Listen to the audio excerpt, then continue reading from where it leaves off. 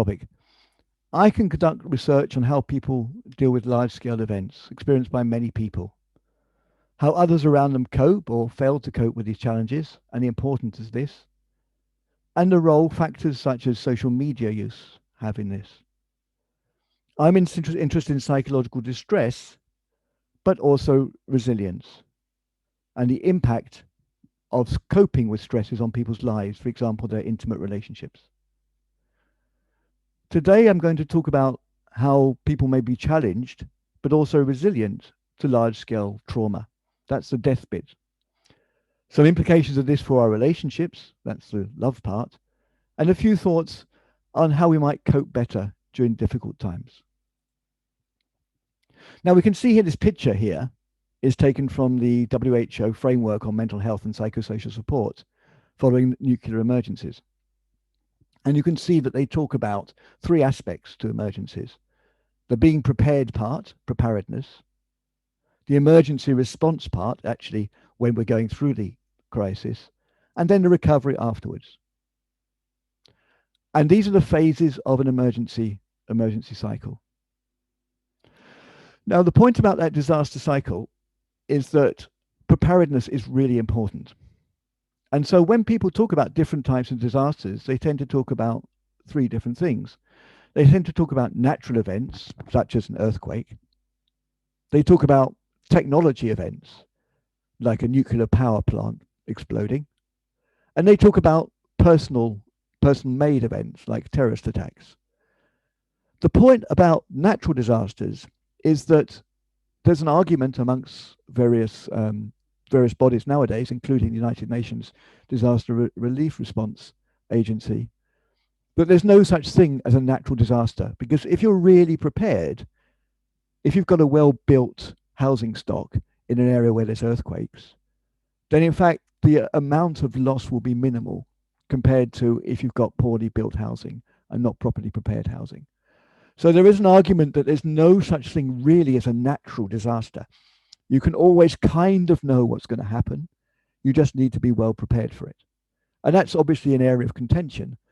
But I think it's quite interesting to stress that natural disasters are always a little bit problematic because maybe you could foresee them. Now, in the olden days, a lot of the research was about the inevitable trauma that followed a terrorist event or a earthquake or a major event. And disasters were seen as having wide-ranging negative psychological effects. People thought that the world was predictable. Bad things don't just happen to good people. And of course, a disaster can shatter your beliefs in that. It can make you think very differently about the world. I thought the world was predictable. I thought I knew I lived in a stable place.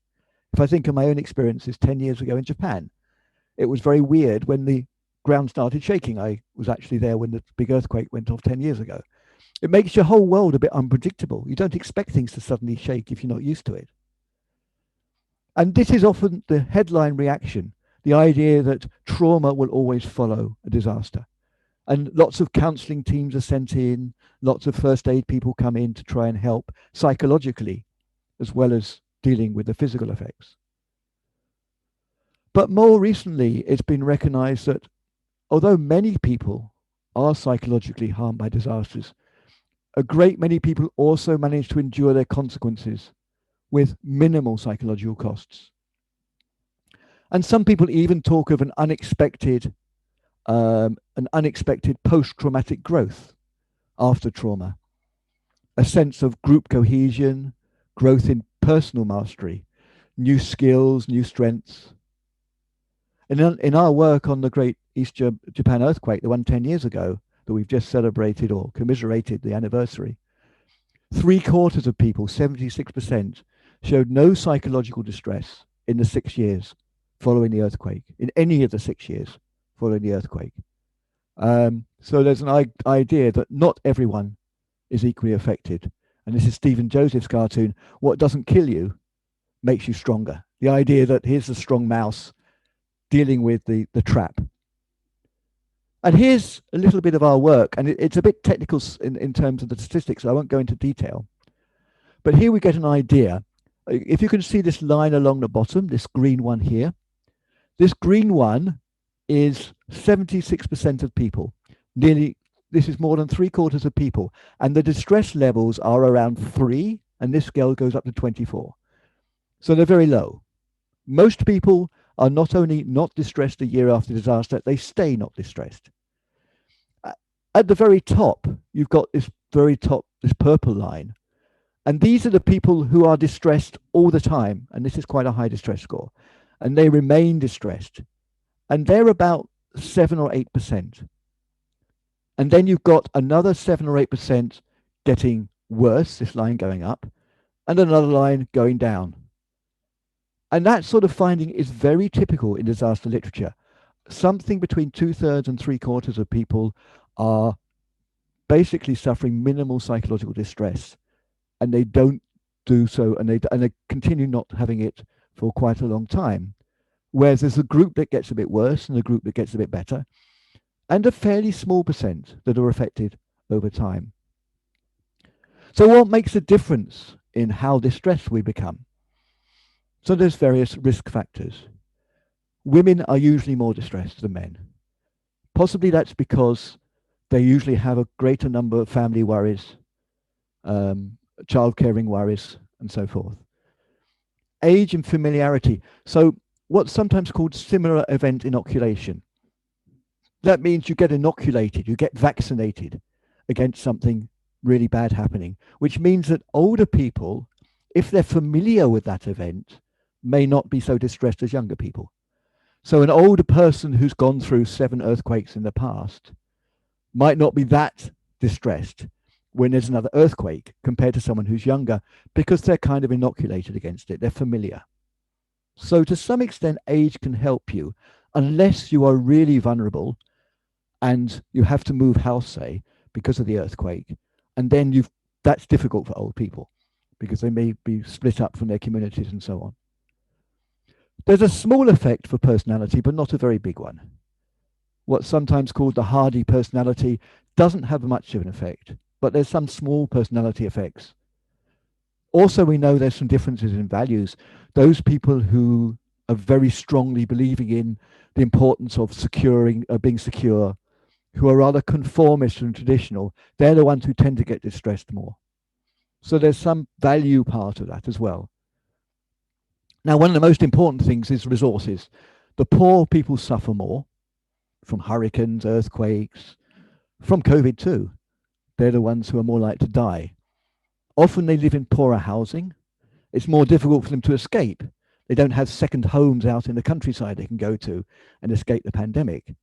They may be living in very crowded conditions, or they may be living in poorly built housing, which falls down easily. The support of valued others is important. In our Japanese work, your spouses and your friends were important, but not the daughter-in-law. The daughter-in-law who came round to visit was actually a burden and actually made people worse to some extent. But generally speaking, family and friends help, as does a spouse. But a lot depends on the context. And of course, things do change. And in the context of COVID, I should say we are not necessarily doomed. So this is work that's been done by Fancourt and her team at UCL earlier this year. And they studied 36,000 people, followed up 3 times during the early stages of the pandemic in the UK. And they found that in the 20 weeks after the first lockdown, anxiety and depression levels declined. And fastest decline was during the strict lockdown. So that means that although people were stressed at first, as people got used to it and there was a lockdown, people actually got better in the 16 to 20 weeks. So people got used to it quite quickly. And I think that's a sort of positive message. It doesn't mean it wasn't stressful. It means that people get used to things quite quickly. The people who are most anxious and depressed were the young people. Again, not the older ones who are maybe more used to the different disease threats. Women, those with less resources, so less educated, less money, and also those who had mental health conditions before the pandemic. Although some of these inequalities began to reduce over time. So from that, she shows that people do adapt to difficult situations. There's still some at risk, of course, still a significant proportion at risk, but people are adapting. And one way of adapting is to have a good routines. So, as part of a study of more than 6,000 people with my colleagues in Hong Kong, where we collected data about a year ago, and we found that disruption to different daily routines was a significant factor in being depressed and anxious when people's routines have been broken up. And the most important thing to do was um, for health was healthy eating, eating well, not eating just chocolate and drinking too much alcohol, sleeping, having some socialization, as much as you could, of course, leisure activities, and also having the opportunity to have some kind of regularity in your work and study. So we found that regular daily routines are really important in trying to keep you mentally well. Also important, of course, is the influence of other people. And here in this cartoon, you can hear herd immunity. I heard the virus came from aliens. I heard it disappears if you suck on a rabbit's foot. It's no worse than itching, and so on. Very influential. And risk communication, the way that people tell you about things. This is a nice picture from the UK COVID-19 lockdown measures. And here we can see the gate stopping people doing things. So accurate and effective communication is really important. And of course, the mass media is vital in this. So after some research we did after Typhoon Haiyan and the Charlie Hebdo terror attacks in France, we found that social media was the big factor in the relationship between how exposed you were to something like being close to a terrorist attack and how stressed you were. So in other words, that you were actually much more stressed in an event if you'd also been exposed to social media. So being exposed to it had some stressful effects, but particularly if you've been affected by social media. So social media is often very important in this whole factor. And we're finding out now in some work we've been doing in Israel and Japan in the last month or so about vaccinations. We've been doing surveys of about 1,000 people in Japan, 1,000 people in Israel. And one of the strongest predictors of willingness to vaccinate, of course, is if you trust the government. And another one is the role of myths, the idea that vaccine causes allergies and so on. And of course, the national government situation is really important there, whether you trust it and whether you believe in the myths that come through social media. Now, also important to this is the role of culture. So obviously at InterNations here, I have a great group of people from lots of different cultures. So the Japanese talk about this notion of shugani, the idea that something cannot be helped. And that may come from their own experience with disasters, including the atomic weapons in the 1940s. And some cultures are very fatalistic. There's a nice Hungarian phrase I often talk about with my students, which says that today will be worse than yesterday, but better than tomorrow. So in other words, it's a rather pessimistic view on life. It's always going to be worse. And for example, in China and other Eastern cultures, there's a strong recognition that the world has to be accepted as always changing. Now, the consequence of this, Michelle Gelfan's recently been doing some very good work on cultural differences, and she talks about tight cultures where there's very strict rules and punishments. And they have fewer cases and deaths per million than more permissive cultures where it's much more acceptable to sort of break the rules and where there's less strict regulations. So this has big implications when you're dealing with disasters, how tight and strict the culture is. Largely speaking, the stricter cultures have done better in the context of COVID, for example, because you need to tell people what to do in a rather uncertain, non-uncertain terms. And some of you might be familiar with the work of Hofstede. Geert Hofstede in the cultural areas is very well known, and he talks about different cultural dimensions. Power distance is whether we accept things as being unequal in life.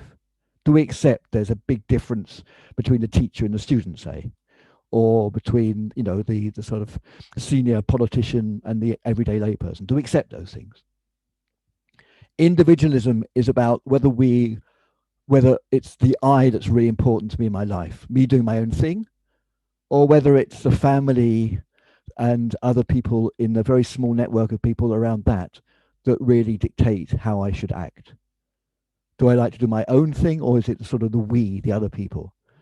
Masculinity, femininity is about traditional sex roles, but it's also about the stereotypes around those, about masculine cultures being sort of more aggressive, feminine ones being more accepting of sort of the softer side of life, you could say. Uncertainty avoidance is whether we try and avoid things being uncertain in the future, whether we try and avoid not knowing what's going to happen. Long-term orientation is about whether it's important for us to plan for the future. And indulgence is about whether or not we like to indulge ourselves, enjoy ourselves, pleasurable things that way. And one other thing I'll show you about culture, this is coming from the World Value Survey, which is a big study of countries across the world. And that talks about two types of cultures here. Well, two types of dimensions. One is about survival, where it's all about getting by, where you've got to be really focused on basic meeting the daily needs. And of course, many of the African cultures fall into that because they're much poorer cultures. Self-expressive, that tend to be the richer cultures, tend to be ones where people are able to express their values more publicly. And then the other dimension is traditional cultures, which tend to be quite religious, and secular cultures, which are less religious and have less traditional values. And you can see the most traditional cultures, the ones where survival is really important, are often many of the African cultures, whereas the more Protestant European cultures like Sweden and Denmark are falling at the other end. They're more non-religious and where people's self-expression is important. Now, why am I talking about that when we're talking about disasters? Well, in those power distant cultures where there's big inequalities, people less worry about the poor and vulnerable. So building codes, the way that things are built to stop an earthquake destroying your house and so on, are going to be different because there's less concern about the poorer and vulnerable people in society. Those cultures where people are afraid of uncertainty, they try and avoid it. People obey rules and have a more safety orientated culture. They take risks less. Masculine cultures are much more risk taking. They're the ones that we like to be very assertive. We like to do, to show that we're the bosses. Collectivist cultures, which are the ones that are not so individualistic, they're the ones where we think about other people. There is a risk because people tend to conform quite a lot, and that can be bad decision making. People are afraid of criticizing the boss. They don't want to stand out. At the same time, when there is a crisis, their families and close other people can help them a lot. Traditional cultures, religious cultures, again, like power distant cultures, they're often power distant cultures. It's very important to do what authority tells you to do. And those are the ones where there's a very tight cultures, ones where there's lots of strict rules. Whereas survival cultures, people don't trust authorities. There's little public decision making and people are quite cynical about them. So these are all different dimensions. And I'm giving you a huge amount of information, I know, in a short time. But the point I'm just saying is that there are cultural differences in the way that we deal with disasters, just like there are sex differences, just like there are age differences, and so forth. Now, I'm going to talk now about relationships and how disasters might change following relationships. And I'm sorry, there's a lot of slides here. But disasters can change our relationships with those who are very close to us, our very intimate partners and so on. Those who are sort of in our neighborhood, who we don't really know so well, just the acquaintances, people, we say hi to. And then those people who are much more distant, people who are perhaps from a real out group, people who are from a group that, we don't know much about, an ethnic group that maybe we're a bit negative about sometimes. But people who are not like us, people who we think are very different. Maybe they don't share our religious views. Maybe they are very different in some other way. And on the smiley face side, on the one hand, we seek comfort in other people during a disaster.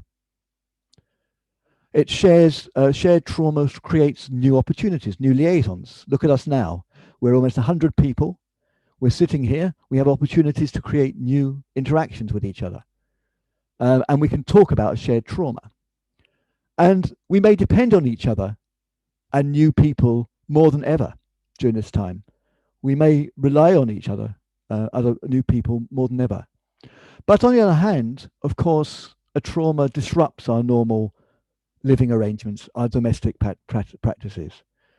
It can lead to marital problems and increased domestic abuse. And there's a lot of talk in the UK about how there's been more domestic abuse during COVID. It leads to new stressors. Here's the cartoon that says, I, I know school doesn't start till next week, just walk slowly. Because people are stressed having their kids to deal with at home. There can be community relationships. So next week in the UK, we're allowed to have to meet 6 people. I can be looking out my window and seeing, is that 7 people in my neighbour's garden? It can create tensions within communities when you're sitting there going 1, 2, 3, 4, 5, 6. There's too many people. And of course, importantly, old tensions can be reignited. You can be suspicious of an ethnic group because you think they're super spreaders or a particular group of people are behaving in super spreader way. You can think that they're causing infections. Or you can just ignore and neglect them and forget the fact that they're a very vulnerable group of people. So we can think about disruption at the very micro level in terms of what happens in our households, but we can also think about disruption on a community level and prejudices and all the horrible things that we know have happened prejudicially as a result of COVID and groups being picked upon and so on.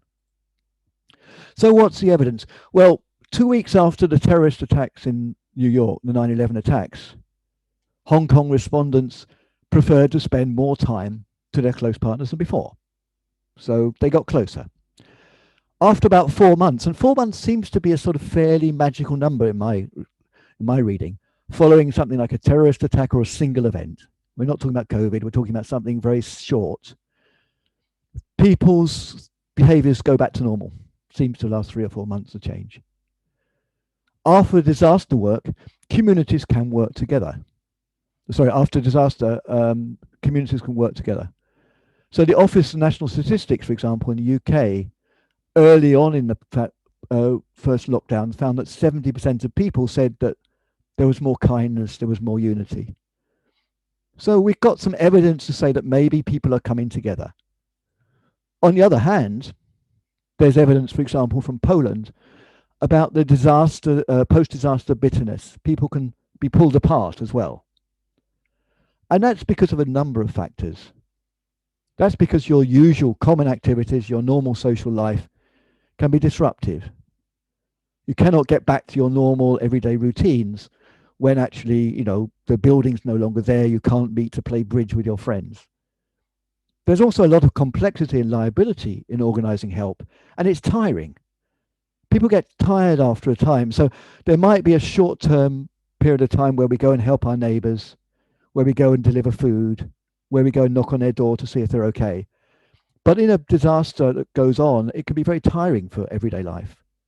I think most important is that after a disaster like a flood or an earthquake, there can be a sense of disappointment and anger about a lack of expected aid. People think this big earthquake has happened. Everyone knows about it. It's a famous earthquake. It's in the news. And then United Nations come in, or the local disaster agency comes in, helps people, give you food parcels and so on. But 2 or 3 months later, you were promised all these things. You're promised these new buildings, you're promised all these things, and they haven't happened. So then that can cause problems as well. And it's particularly difficult for those already on the margin of society, what's sometimes called secondary victimization. And Washer, talking about the first SARS-CoV-1, the first coronavirus that appeared at the beginning of the century, said we lay the blame for the new threat on those outside our own community, the other. We blame other people. We can think how the way the blame has been put against people who appear to be Asian, for example, in many countries. And disasters expose and make worse existing inequalities. We get increased hate crimes to those who look Middle Eastern after a terrorist attack, for example, in the US. We start being more prejudiced than before. So here's some data we got from 1,000 people, including in quite a large sample of those from Wuhan, exactly a year ago in China. working with my colleagues at Fudan University and in Hong Kong. And those that were living in the strictest lockdown were generally more distressed. They found that really difficult. Now, romantic relationships improved unless people were very distressed. And when they were very distressed, then all the sort of arguments came out again. Relationships with the wider communities didn't improve except for those in quarantine or highly distressed, because they possibly relied on each other more. So we had this factor that stress is sort of made the intimate relationship more difficult. But at that time, because people relied on each other, it was a really strict lockdown. I mean, this wasn't, the Chinese weren't messing around. These were really strict lockdowns. And during that time of the strictest lockdown, actually, although people's relationships with their communities, and here, I'm sorry, it's a very small graph here at the bottom, but these signs to the right show that actually there was quite a lot of people putting decreases in relationships. When that happened, then actually that led to there was less distress when people were anxious, because when they were anxious, they were sort of relying on each other more. They relied on each other. This is maybe a bit clearer. This is what some data we've just got in Japan last month. How do you compare your relationships before or afterwards?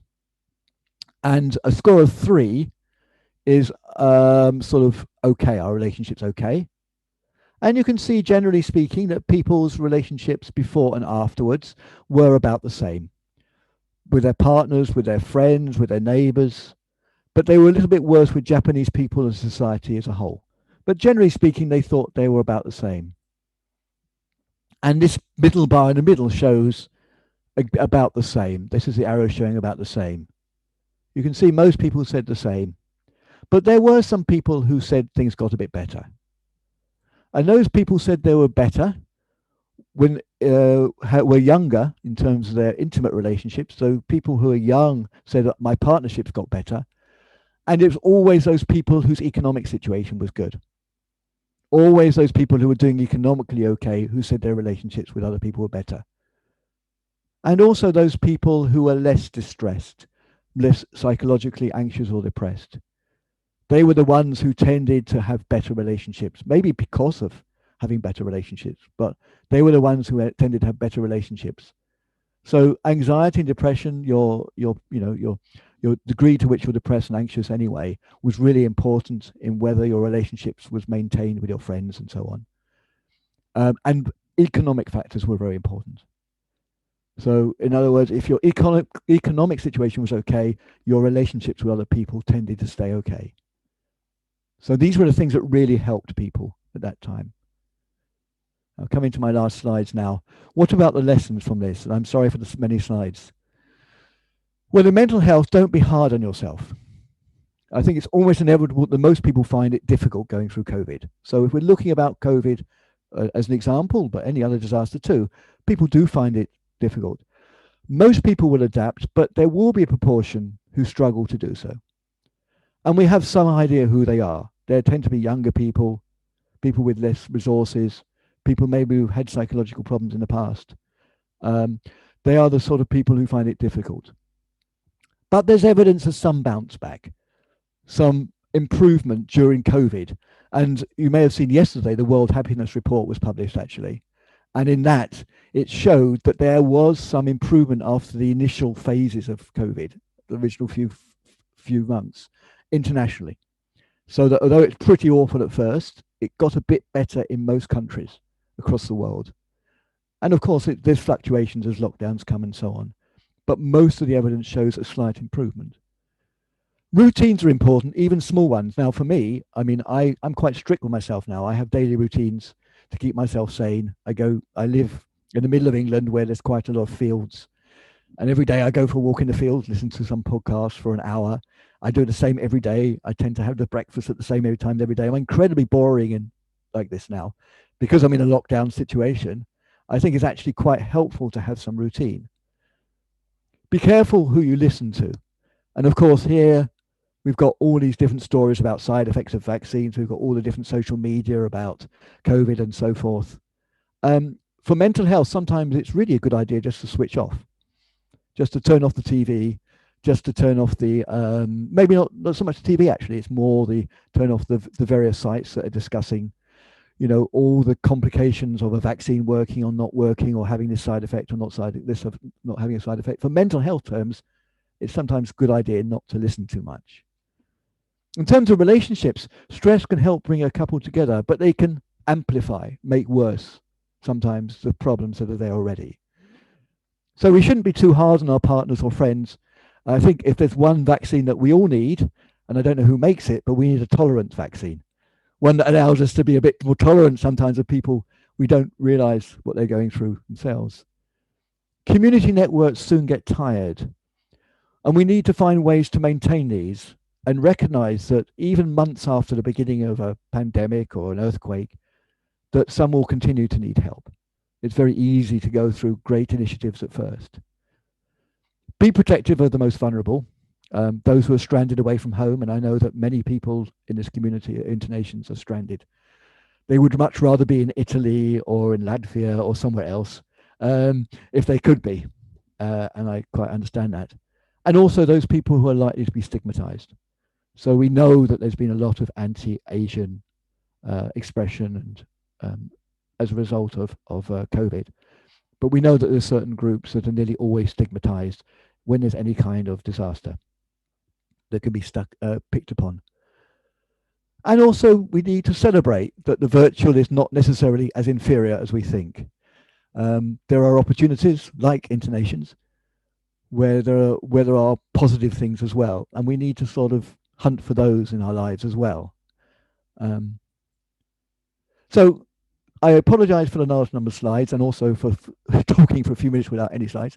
It's a very brief snapshot of some of our ongoing work. There's lots of issues here to explore. We're currently working in Thailand, Hong Kong, Israel, Poland, and Japan on different aspects of COVID-19, including the vaccine.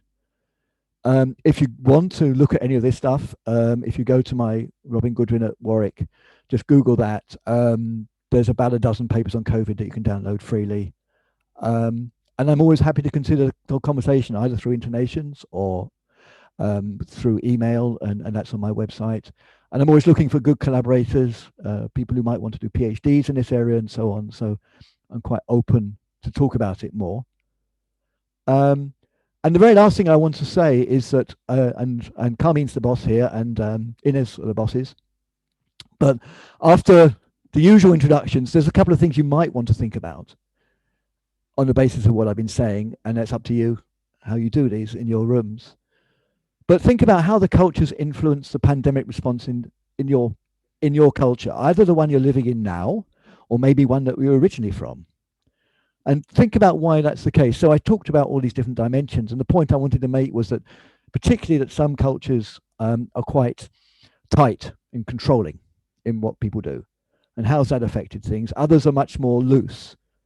And that's a simple dimension you might like to think about in terms of your own cultures, and how's that affected what's happened in the pandemic and what's happening now.